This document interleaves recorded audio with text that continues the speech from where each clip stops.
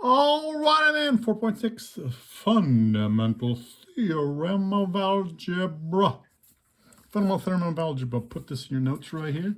If f of x is a polynomial of degree n, where n is greater than 0, it's another way of saying n is positive, then the equation f of x equals 0 has at least one solution in the set of complex numbers. So the corollary here, so blah, blah, blah, blah, what does this mean? It's going to have at least one answer. The corollary makes it easier if I explain the corollary means if it is, in this case, this first equation, what's the degree of this one? If the largest degree is a 1, that means that this question has one answer. Question 2, what's the largest degree?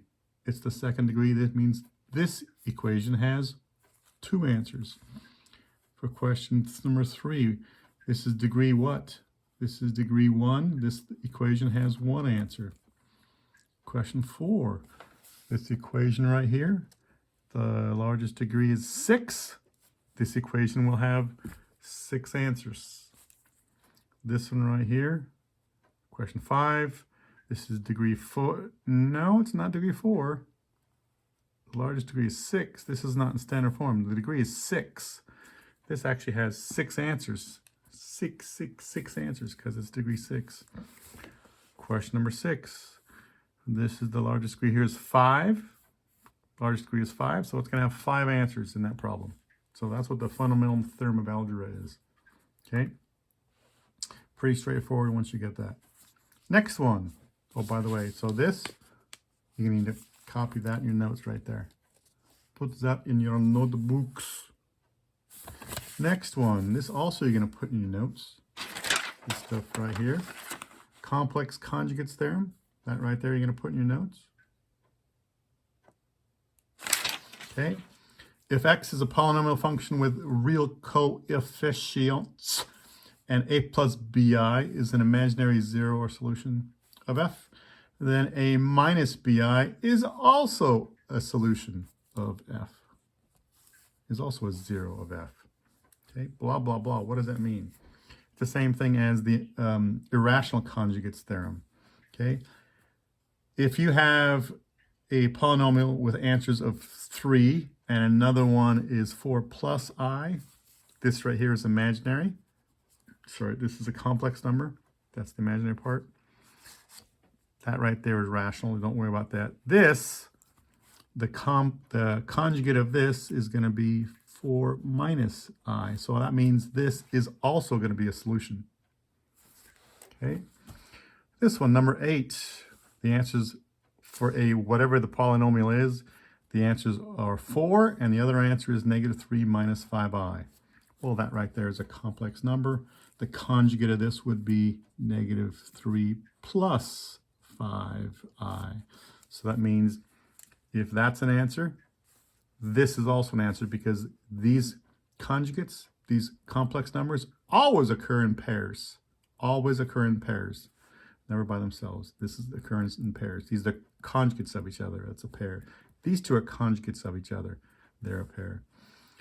In this case, here's your irrational.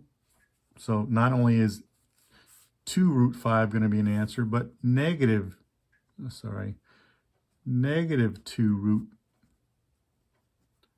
5, because this is what we did earlier, the irrational conjugates. These are conjugates of each other. This is a complex number, and the conjugate of that is -2i. So that means this equation is going to have 1, 2, 3, 4 answers. These occur in a pair.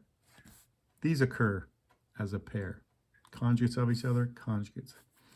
Number 10, if the answers are 6 and 7 and -7 plus 4i, that right there is a complex number.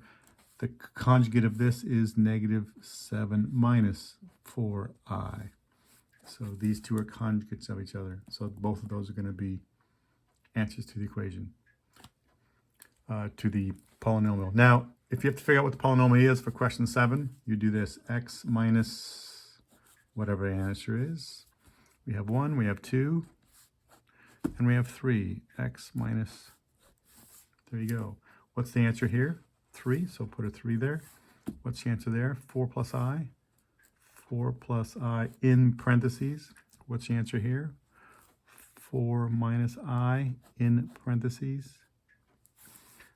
This times this times this, that would be your polynomial, okay?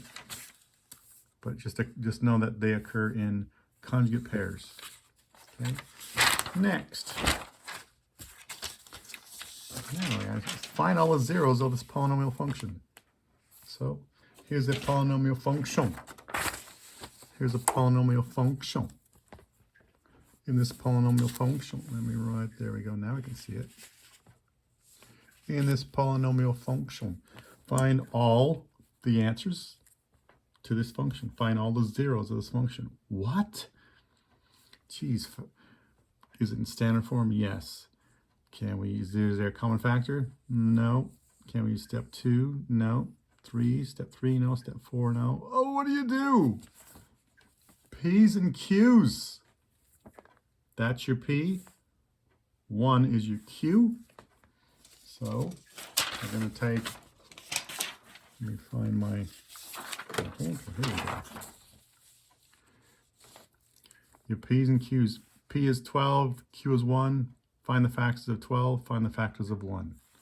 So boom, there's the factors of 12 and there's the factors of 1.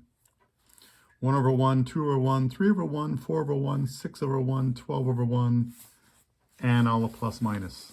So we have all this stuff. So now, oh my gosh, there's 2, 4, 6, 8, 10, 12. 12 possible answers for rational roots. You have 12 possible rational answers, 12 possible rational solutions. Okay, now you have to go back from this point. You have to say, I'm going to go back to the equation. Say, take this equation. Every time I see an x, I'm not writing the x right now, I'm going to replace it. You can use the synthetic division. Yeah, I don't want to do that. To me, it takes longer. This is quicker. When you take 1 and replace it with x, every time I see an x right up here, instead of writing x, I'm going to put a number in its place. And the first time I'm going to try out positive 1. Positive 1, positive 1, positive 1, positive 1. Does that equal 0? Is that equation going to be equal to 0 when x is 1? Okay, you have to try that. You know there's going to be 4 answers because we just did that earlier. That's what the fundamental theorem of algebra states. There's going to be 4 answers. We know there's 4 answers to the largest degree, 4 answers. Once you have 4 answers, you're done. Positive 1, does it work? Is this equation equal to 0? No, doesn't work. Okay, so this is the tedious part. That doesn't work. Does positive 2 work? No. Does positive 3 work? No. 4? No. Does 6 work? I've done this already. That's why I'm saying 6 doesn't work. 12 doesn't work. Okay. Negative 1. When you stick negative 1 in here, negative 1 does work. When you take a negative 1, put it there. Negative 1 there. Negative 1 there. Negative 1 there. This side of the equation is equal to 0. I should not have crossed that out. My mistake. So negative 1 is an answer. Okay. That one works. Does negative 2 work when you put it in here and here and here and here? Is this equation equal to 0? Nope. I've done this already. I've done the tedious part already. What about negative 3? When you take a negative 3, negative 3, negative 3, negative 3, put in the equation, is it equal to 0? Yes. That works. What about negative 4? Negative 4, negative 4, negative 4? Nope, nope, nope. Okay, we know there's 4 solutions. We only have 2 answers. Wow, there's 4 solutions. So here's what we're going to have to do. We're going to have to, that means these are the only ones that are rational. The other answers will either be irrational or they will be complex. Irrational. This is an example of an irrational number. Here's a possibility of a complex number. That's an example of a complex number. That's an example of an irrational number. So what do? We're going to have to set this. We know 2 of the answers are negative 1 and negative 3. So I'm going to have to put this into x minus one of the answers and another quantity of x minus the other one. So there's two solutions so far. I'm going to have two of these quantities. In this case, I'm going to put a -1. In that case, I'm going to put a -3. Okay.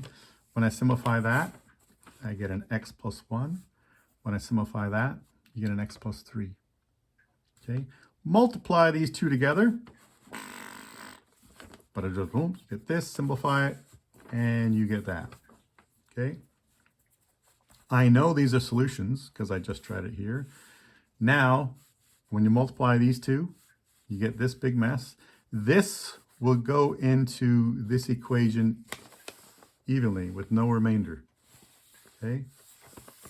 So we have to use long division.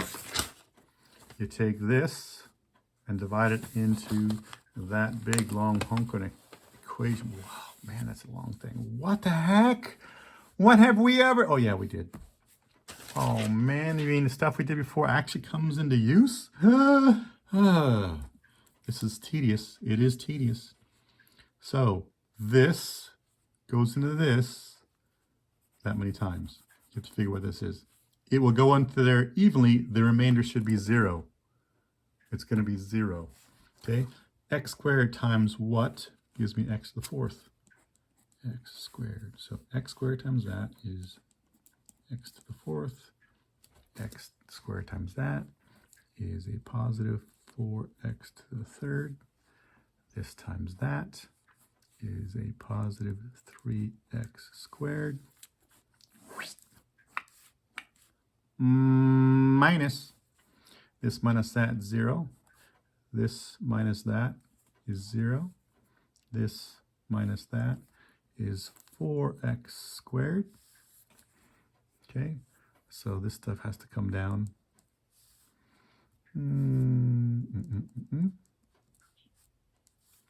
So this times something gives me 4x squared. What is it? It's positive 4. Positive 4 times that is a 4x squared. 4 times that is a positive 16x. 4 times that is a positive 12. Minus, I also need to bring down that 12 there. This minus this, 0. This minus this, 0. This minus this, 0. Our remainder is 0. Perfect.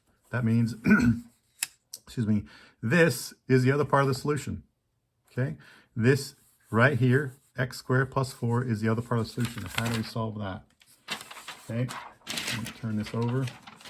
Let me get my blank piece of paper. So x plus 4, sorry, x squared plus 4, I'm going to take that, set it equal to 0. This is what I mean.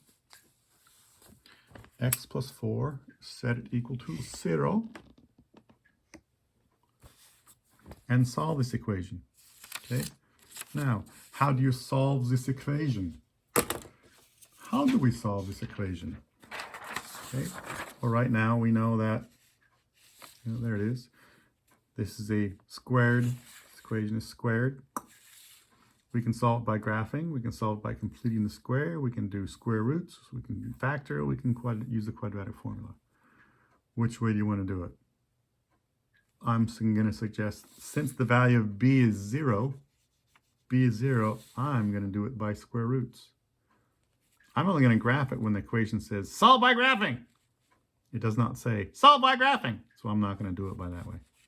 I'm going to use square roots. Okay. So how do I solve that by square roots? Subtract 4 on both sides of the equation. And you get this. Now what? X is on that side. Is there anything else on this side that's not an X? Yeah, it's that 2. It's up there in the exponent. How do you get rid of that? You take the square root of both sides of the equation. Now what?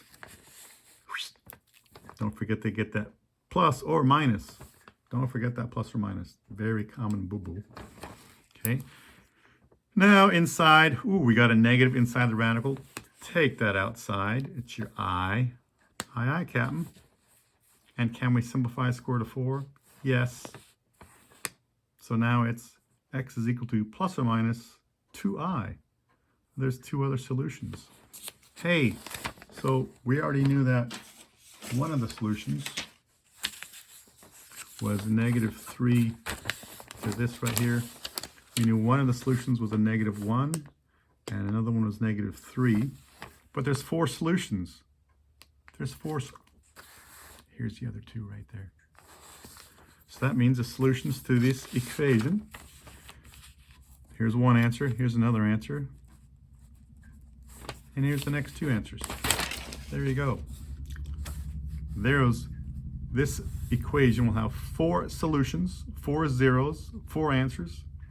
Okay, and those answers are negative 3, negative 1, plus 2i, and negative 2i. This is your answer. Wow. So you have to remember we're going to have to use this in doing this stuff. Okay. Good luck, guys!